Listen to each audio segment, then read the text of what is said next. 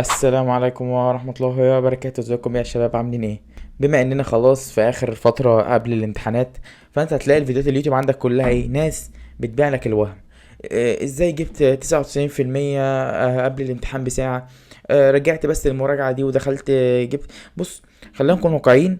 اغلبية الناس دي بتكون بتذاكر، غير قلة قليلة هي اللي هتكون صادقة معاك. ولكن في سر هما مش هيقولوا لك عليه، او في سر هما بيقولوا كل الاسرار ما عدا السر ده. ما تعرفش بقى هما بينسوا او هما مش معتبرينه اصلا سر. وده حرفيا هي السر الوحيد اللي هيخليك ممكن تجيب فعلا 95% في اخر اسبوع. مش بقى ان اقعد اقول لك هات الكشكول بتاعك واقعد اكتب واقعد اقرا، وهات مش عارف مستر الفلاني واحضر له مراجعه ايه واشتري الكتاب ايه وحل. مفيش كده. هو في سر واحد هو الملخص بتاع كل ده. يعني الحاجه مثلا، يعني خلينا نكون واقعيين، ان انت تجيب مثلا فوق ال85% بسبب اخر اسبوعين، مثلا اخر اسبوعين 3 اسابيع، ممكن اخر شهر، مش عارف. دي حاجة خلينا نقول ان هي نسبة ان هي تحصل 15 16%، 20% بحد اقصى 25%. يعني ده كده الدنيا خربت خالص.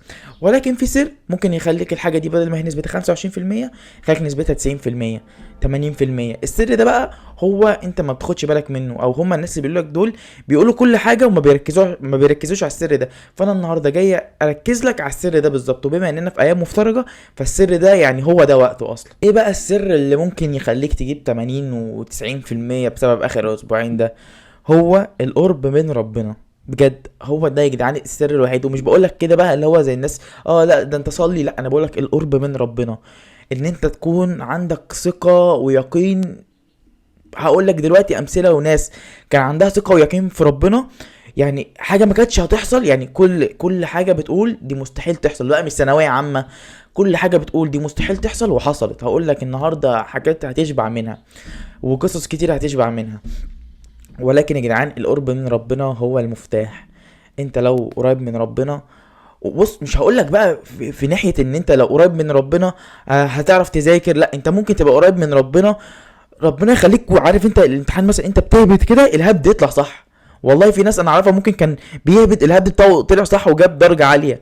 هل ده بقى بالمذاكرة ولا انه عمل ملخص؟ ولا طبعا ده في نسبة وده كويس. ولكن انا بقول لك ان ده مثال مثلا ان ربنا هييسر لك الحاجة، هيخليك الحاجة سهلة.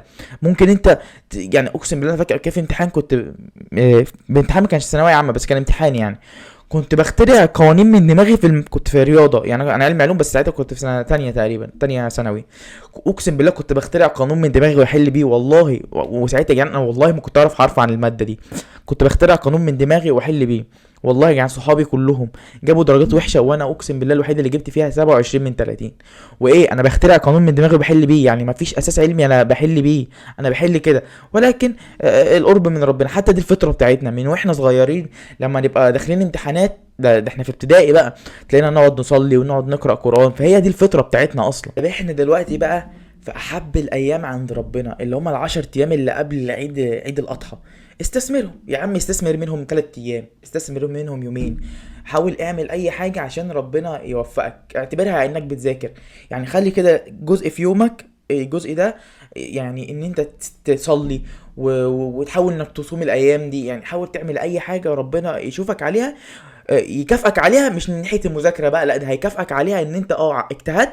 فانا هكافئك بقى، هيسر لك امرك في موضوع الامتحانات والدراسه وكده. اديك بقى دلوقتي شويه قصص كده صغيره لانبياء حصلوا في مواقف كانت مستحيل، يعني العقل البشري بيقول دي مستحيل تحصل، وحصلت بسبب ان هم كانوا بيدعوا بس. اول حاجه مثلا عندك قصه سيدنا يونس عليه السلام لما كان في بطن الحوت.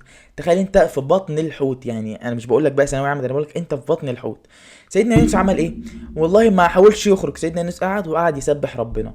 ربنا قال، نزل آية وقال إن هو لولا إن هو كان من المسبحين كان زمانه في بطن الحوت ليوم القيامة، لحد ما يبعثون بقى. تخيل بقى بسبب التسبيح بس. وعندك مثلا سيدنا إبراهيم لما دعا ربنا وهو في النار، والنار بقت نار، أنا بقول لك نار بقت بردا وسلاما عليه، يعني ما بقتش تأثر فيه. شوف بقى بسبب إن هو بيدعي ربنا. عندك مثلا سيدنا موسى لما كان بيهرب من فرعون هو والقوم بتاعه وجه قدامهم بحر، بحر، يعني الدنيا سد خلاص. فربنا امر سيدنا موسى انه يضرب بعصاه في البحر، البحر اتفتح نصين كده واتفتح لهم طريق.